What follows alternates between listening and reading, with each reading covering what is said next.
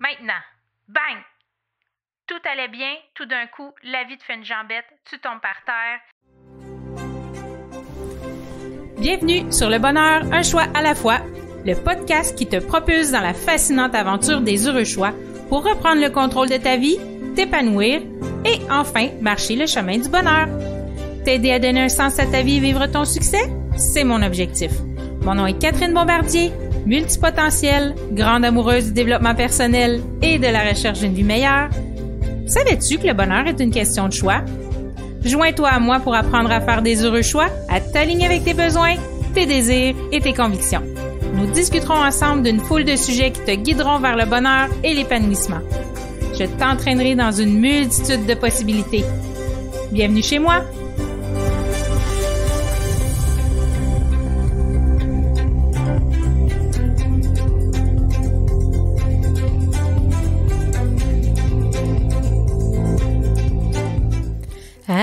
Allô, j'espère que tu vas bien.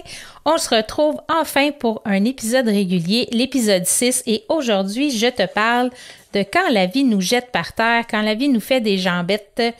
Comment c'est possible de réagir autrement? Alors, je te souhaite la bienvenue aujourd'hui. Maintenant, bang! Tout allait bien, tout d'un coup, la vie te fait une jambette, tu tombes par terre, tu as de la misère à te relever, tu as une épreuve à surmonter. Est-ce que tu as déjà été jeté au tapis par la vie? Sûrement plusieurs fois. Dès notre plus jeune âge, par exemple, quand on est bébé, on apprend à marcher, on tombe, on se relève, on tombe, on se relève. Apprendre à faire du vélo, c'est la même chose. Comment ça prend de courage et d'essais et de tentatives avant d'être bon? La vie nous jette par terre à maintes et maintes reprises dans notre vie. Vous savez, la seule ligne droite que vous allez avoir dans votre vie, c'est à votre mort. Sur l'écran, c'est l'écran à l'hôpital là, qui compte les battements cardiaques. Là. Bon, ben cette ligne-là va être droite, sans plus rien. Il n'y aura plus de vie. La vie, c'est des hauts, c'est des bas, comme le moniteur cardiaque. C'est la même chose, mais il faut savoir apprendre à jongler avec tout ça. Il y a 12 ans, moi, mon mari et les enfants, on a vécu une épreuve quand même assez importante. Mais avant ça, j'aimerais ça te partager. Dans l'épisode 11 du défi J'envoie, je vous ai parlé des 5 choses que vous ne saviez pas de moi. Je vous parlais mon amour pour la culture autochtone, leur façon de penser, la spiritualité. Eh bien, mon amie Brigitte m'a partagé un podcast l'autre jour sur Facebook. Ça fait déjà un petit moment là, que ce podcast-là a été enregistré. Ils ont fait aussi des épisodes à la télé. Moi, je les ai écoutés à la télé, mais je les réécoute en podcast. Donc, ça a été fait en 2020. C'est 6 épisodes sur les Premières Nations et leur vision des choses pour découvrir vraiment comment eux ont vécu les épreuves par rapport au pensionnat, par exemple, pensionnat des... Voyons, je cherche mes mots, des Premières Nations. Ça s'appelle « Laissez-nous raconter l'histoire Crochy ». C'est l'histoire selon leur point de vue. C'est vraiment, vraiment intéressant. Puis, on voit combien ça les a marqués de génération en génération. Donc, si jamais ça vous intéresse, laissez-nous raconter l'histoire Crochy. Moi, je l'ai sur Apple Podcast. Là, je ne suis pas allée voir s'il l'avait sur Spotify ou sur d'autres plateformes, mais moi, je le prends sur Apple Podcast. Alors, je reviens. On est le 12 août 2010. Ludo, notre plus jeune, n'est pas bien vieux. Il est né en 2004, donc il avait 6 ans. La même journée, en fait, que ma belle-sœur a accouché de ses jumelles. Il est au travail et là, je me fais appeler par son boss et qui me dit « Jérôme s'est coupé les doigts, il s'en va à l'hôpital. » Je n'ai pas besoin de vous dire que j'étais super inquiète. Je savais qu'il était vivant, mais j'étais quand même paniquée et stressée. C'est quelque chose quand on se coupe les doigts, là, je veux dire... est-ce qu'il perd beaucoup de sang? Est-ce qu'il est blessé ailleurs? Comment c'est arrivé? Il y a tellement plein de mille et une questions qui se passent dans notre tête. Puis là, il fallait que j'aille le rejoindre à l'hôpital, mais on se rappelle que j'ai 4 enfants, là. Alors, il y en a une qui était en vacances chez sa grand-mère, sa tante. Je me souviens plus, là, c'est un peu flou tout ça, mais en tout cas, il fallait que je m'arrange pour que tous les enfants soient entre bonnes mains. Alors, je réussis à toutes les les dispatcher, comme on dit. Puis, mais j'étais quand même comme sur une autre planète. J'essayais de pas m'affoler puis pas de rouler à 200 km/h sur la route qui mène à l'hôpital de Coansville, mais quand même, là, mon cœur il bat vite, je suis paniquée, faut que j'arrive à temps. Et quand je suis arrivée, l'ambulance, elle s'apprêtait à quitter pour Sherbrooke. Donc, je suis arrivée vraiment au bon moment, sinon je le manquais. Il aurait fallu que je descende à Sherbrooke avec mon véhicule, puis là, encore plus me faire des scénarios. Donc, dans l'ambulance, j'étais assise en avant. Évidemment, je ne pouvais pas être en arrière, mais on, tu sais, jaser avec le conducteur, ça détendait l'atmosphère. Puis je savais que mon conjoint en arrière, il était avec un autre ambulancier. Puis un peu le stress, tout ça, tu sais, des petits rires niaiseux, là, quand on est stressé, on fait des blagues, puis c'est pas tellement drôle. Bon, ben, c'est ça. C'était un peu ça qui se passait dans l'habitacle. C'était comme un peu surréel. Et là, on est arrivé à Sherbrooke, sort de l'ambulance, tout ça. Et là, l'ambulancier me donne le bol. Ben là, je les voyais pas, là. Mais il me donne le bol avec les doigts, les bouts de doigts à mon chum qui sont sectionnés. Ils sont sur la glace. Et là, moi, je dois me promener avec ça. C'est arc. Arc. C'était pas super. Au moins, je les voyais pas, là, mais quand même. Alors là, ben, il est parti se faire opérer, l'opération a bien été, et puis il est ressorti de l'hôpital avec seulement des Advil et des Tylenol pour la douleur. Et là, on s'entend, il est encore gelé de l'opération, donc ça va relativement bien, mais au bout d'un moment, c'est pas suffisant, là. Faut qu'on retourne à l'hôpital. On est retourné à l'hôpital le même soir, et on a eu une rencontre avec l'infirmière qui était là, puis un médecin qui est venu le voir, puis ils ont dit, ils t'ont juste donné Advil, Tylenol, là, ils ont donné quelque chose de plus fort pour pouvoir tolérer la douleur. Et là, avise les enfants de l'accident de papa, chacun réagit de différentes façons. C'est un choc. C'est un choc. Là, bon, OK, on continue le quotidien, tu sais, veut pas, l'école reprend et tout, le cours normal reprend. En même temps, c'est pas mauvais parce que ça t'empêche de trop jongler, de trop penser. Mais il a perdu 2 bouts de doigts, là. 2 bouts de doigts, l'index et le majeur à la 2e jointure. Puis, c'est ça. C'est comme une grosse épreuve, là. Ce sera plus la même chose. Il va falloir qu'il s'habitue à manipuler les choses différemment. Il y a des habitudes qui vont devoir changer. C'est une rééducation, là. Réapprendre à fonctionner avec des doigts plus courts. Ils auraient pu les recoudre, ses doigts, mais il aurait été comme mort, pas de sensation, rien dedans. Il a décidé que non, il allait pas les recoudre. Donc, après un petit bout de temps, on rencontre le doc post-opératoire. Puis, il dit que ça va prendre 6 mois avant le retour au travail. Il dit, en général, les gens, ça leur prend 6 mois pour pouvoir retrouver leur mobilité et puis fonctionner. Après 3 semaines, il aurait pu retourner au travail, mais la nature de son travail l'en empêchait parce qu'il travaillait physiquement à l'extérieur et tout ça, puis c'est tout un travail manuel, donc il pouvait pas faire la job de bureau, là. Il est d'un endroit où il y avait lui puis son patron. Alors, c'était pas possible pour lui de faire du travail de bureau, donc il a été arrêté pendant 2 mois, à peu près. Il aurait pu s'asseoir dessus l'épreuve, se plaindre, prendre son 6 mois de congé puis dire, regarde, moi j'ai le droit à 6 mois, c'est 6 mois que je prends. Mais non, il a décidé de voir les choses autrement. Tous les jours, il repoussait la douleur un peu plus loin. Il frottait ses doigts sur des tissus différents, il cognait ses doigts sur la table doucement. Il essayait d'habituer rapidement ses doigts à différentes sensations, puis aussi à s'endurcir, là. Il repoussait ses limites à tous les jours, il allait un petit peu plus loin. Il a vraiment choisi, c'est un choix, là, il a choisi de ne pas se laisser abattre. Il avait un objectif en tête, il voulait aller mieux le plus rapidement possible, puis il voulait retourner au travail. Je veux que tu fermes les yeux quelques secondes, puis que tu te remémores 1 ou 2 épreuves que tu as vécues dans les dernières années. Donc, ferme tes yeux, là, prends quelques secondes. Qu'est-ce qui te vient en tête en premier? 1 ou 2 épreuves que tu as vécues.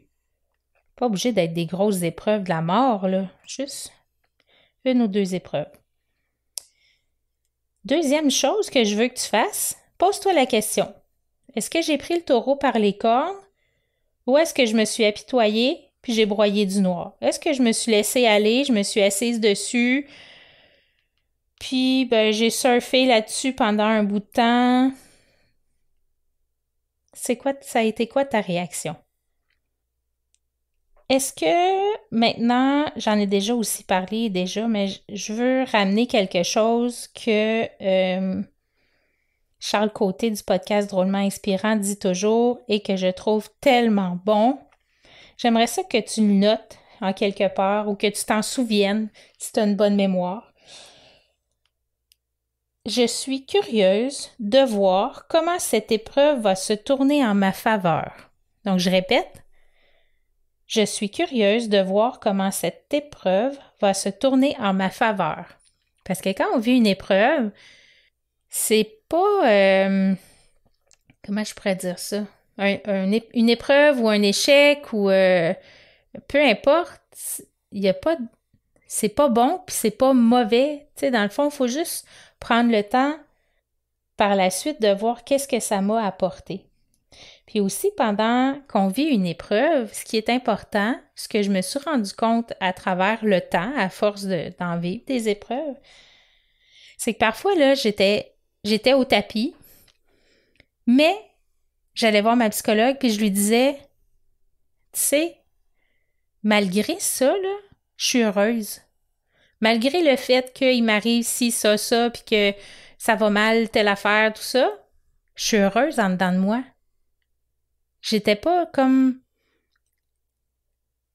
tout perdu pour moi. Parce que j'étais capable de voir les belles choses autour de moi, puis je me focusais à voir les belles choses aussi. Plus je voyais des belles choses, plus j'étais capable de voir les belles choses aussi, la gratitude. Donc ça, quand moi j'étais au tapis, là, souvent je pouvais dire, c'est arrivé à 1 ou 2 reprises où est-ce que là, c'était plus difficile, mais en général, je dirais que je pouvais dire que j'étais heureuse. Quand même si j'étais au tapis. Je vais te poser 3 questions. Puis j'aimerais ça que pendant que je te pose les questions, tu remarques qu'est-ce que tu ressens en dedans de toi? Qu'est-ce que ça fait? La première question, c'est toujours en rapport avec les épreuves que tu as vécues. Disons que tu as une épreuve qui s'en vient ou que tu fais face à une épreuve. Comment ai-je envie de vivre cette épreuve? Première question. Deuxième question. Comment je peux rendre cela encore plus joyeux? Deuxième question. Et comment puis-je vivre cela dans le plaisir? Troisième question.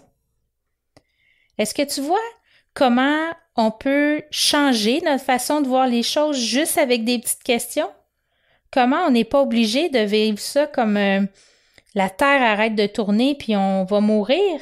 Non, si on se pose les bonnes questions, on est capable de voir les épreuves autrement. Est-ce que si tu en prends une là, que tu as pensé un petit peu plus tôt, là, si tu prends une épreuve puis que je te repose les mêmes questions, comment ai-je envie de vivre cette épreuve? Comment aurais-je pu rendre cela plus joyeux? Et comment aurais-je pu vivre cela dans le plaisir?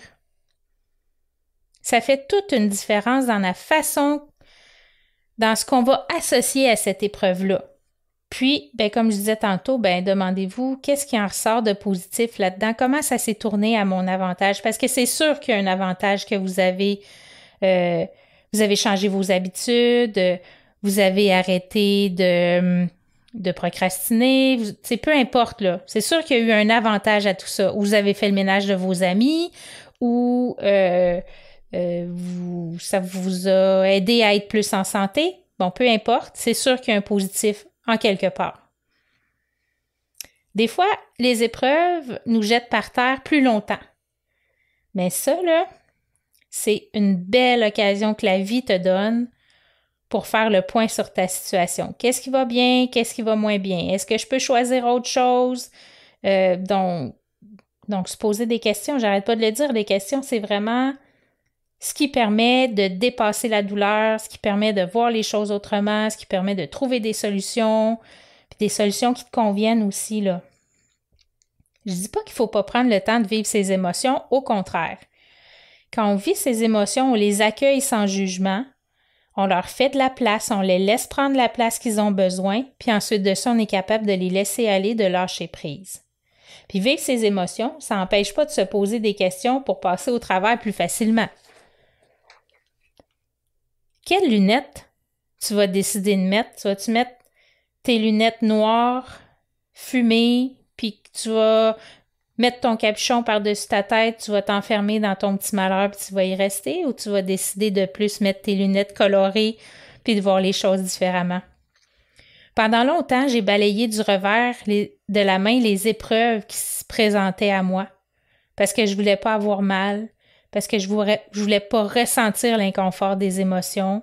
Je voulais garder le contrôle sur la situation parce que je me donnais pas le droit d'être, entre guillemets, faible. Je voulais pas être vulnérable, je voulais pas être vue vulnérable non plus.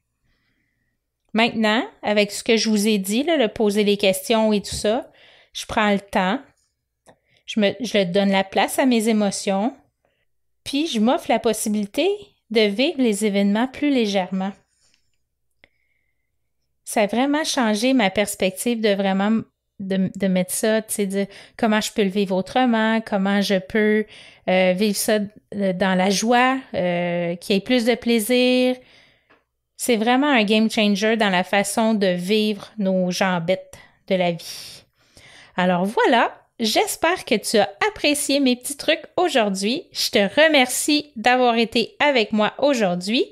Si jamais le contenu t'a été utile, si tu penses que ça peut aider quelqu'un, s'il te plaît, partage-le. J'aimerais ça que le plus de gens possible se sentent mieux et puissent avancer plus facilement dans leur vie. Puis, autre chose, si jamais tu n'es pas abonné encore au podcast, je t'invite à le faire, puis à aussi appuyer sur les notifications pour rien manquer, pour savoir quand est-ce que les prochains épisodes vont sortir. Tu peux me suivre sur Instagram aussi, Catherine Bombardier, chiffre 4 à la fin, sur Facebook, Catherine Bombardier Pro, ou encore, si tu as le goût d'un petit commentaire, si tu as une petite question, si tu veux me partager quelque chose, je t'invite à m'écrire un courriel à info@catherinebombardier.com, info@catherinebombardier.com, et là, je travaille fort sur mon site internet qui devrait être bientôt mise en ligne et vous allez pouvoir me contacter par le site internet aussi. Alors, je vous souhaite une super belle journée les bienheureuses et on se retrouve la semaine prochaine. À bientôt!